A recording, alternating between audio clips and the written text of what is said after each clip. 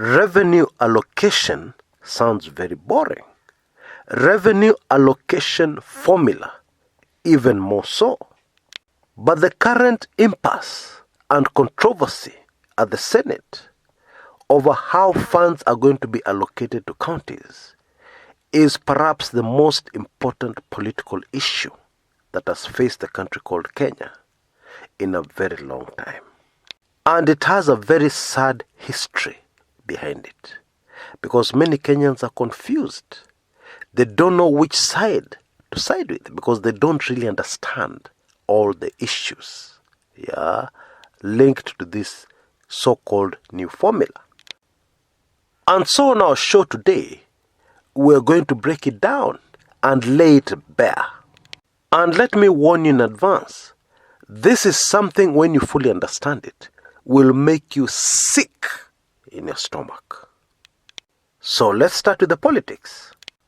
At the close of the 1950s, one of the founding fathers of the nation, Jaramogi Oginga Odinga, father to Raila Odinga, played a very dirty political card for his own selfish gain. Up to this point, the going had gotten very hard for him, and he seemed to have been outsmarted by a much younger man called Tom Mboya. And so what his intention was in playing this dirty political card was to destroy his opponent forever with one political masterstroke. Jaramogi stood up at the Legco, the parliament of that time, and told the House that there was no way Kenya was going to get independence or accept to get independence before a man called Jomo Kenyatta was released from detention. Quite a number of people in the House had no idea who Jomo Kenyatta was. Somebody who had been imprisoned in the early 50s. Many had forgotten who that was. Jomo Kenyatta was a Kikuyu. Tom Mboya represented Nairobi constituency, where close to 80% of the voters who voted him into office were Kikuyu. By making that statement, Jaramogi Oginga Odinga had truly cornered Tom Mboya. Because if Tom Mboya was seen in any way to be resisting the release of Jomo Kenyatta, his Kikuyu votes in Nairobi would vanish immediately.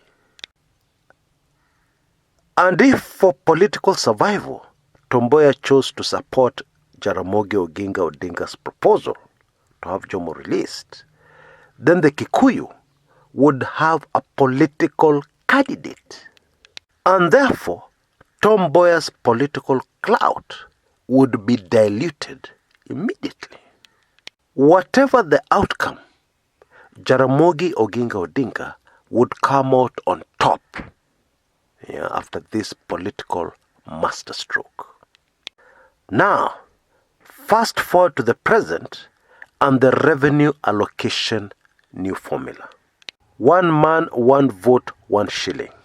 Politically, there is no better, more effective way of getting votes from the vote-rich regions of the country. There is no better way of getting that support than by giving them more money for development.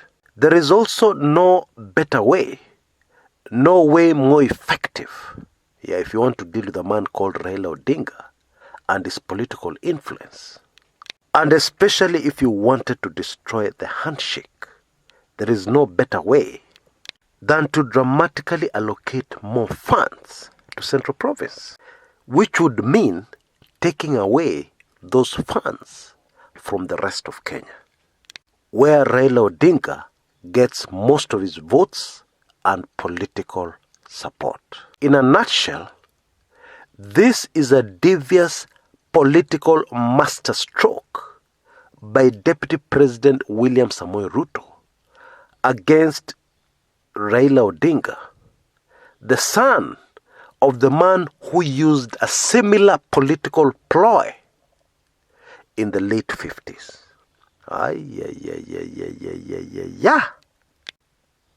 Now, without kizungu mingi, what we must understand very clearly is that any move to allocate resources in Kenya based on population is immoral if you just look at the historical background alone. Because areas with large populations are mainly areas in central province that have had a huge advantage in terms of resources being allocated to those particular areas since independence over 55 years ago. In other words, any such move is returning the country called Kenya back to the inequalities at independence that have led to the situation today where we have vast areas of the country underdeveloped and very far behind from the rest of the country. So, let us be clear that there's a political agenda here, a very major political agenda. And the major political agenda is to finish Raila Odinga and to give advantage to Deputy President William Samoei Ruto and his ambitions for 2022 and beyond. Now I can hear already somebody shouting back at me and telling me, no, Chris, that's not true. The Deputy President has not stated his position clearly over the revenue allocation formula. So you are lying. You're giving us fake news, Chris. It's not true. Well, what you're saying is true. However, look at who is promoting this new revenue generating formula, mainly based on population. Look at the key figures. Susan Kihika, Senator Chirengai, etc., etc. That is Team Tangatanga. And they're very loudly telling us this has nothing to do with politics. But the truth is, it has. Now, let's move away from politics and consider what is best for the country. These areas with the large populations, which want more money, already have a huge advantage over the more sparsely populated areas in the country. And I'm not talking about the fact that they're better developed, that they have better infrastructure, which they do. I'm talking about the fact that in terms of generating revenue for those counties have an advantage. You have more people, you have more potential of generating revenue. Therefore, you already have an advantage because of your population. So, why would somebody who's concerned about the betterment of the country called Kenya as a whole, one people, one nation, want to disadvantage marginalized areas by taking away money from them, money they badly need? In other words, what you're doing is that you're adding even more advantage to areas that are already advantaged. Does that make sense to you? Now, we also know historically that Kenyans in Central Province tend to be very selfish. Generally speaking, they have not minded about the rest of the country when their own interests are on the table. And those pushing forward this evil, selfish agenda know this very well. And they're just trying to take advantage of this well-known fact to divide the country and ultimately come out on top politically. Have things to their advantage politically at the end of the day. You know, I really liked something I saw on Twitter where somebody said, and I'm paraphrasing, even if you don't understand the issues, when a person like David Ndii, the renowned economist, complains about something, then you'd better know it is serious. Now, it is important to note that David Ndii hails from Central Kenya. The people I have just called generally selfish.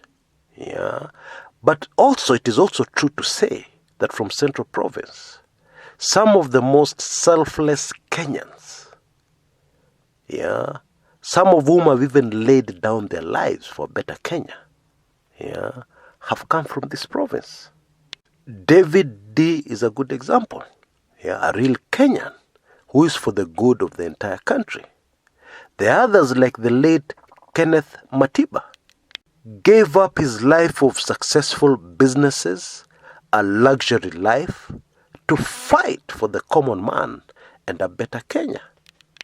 J.M. Kariuki, who died because he said he does not want a Kenya where there are 10 millionaires and 10 million beggars.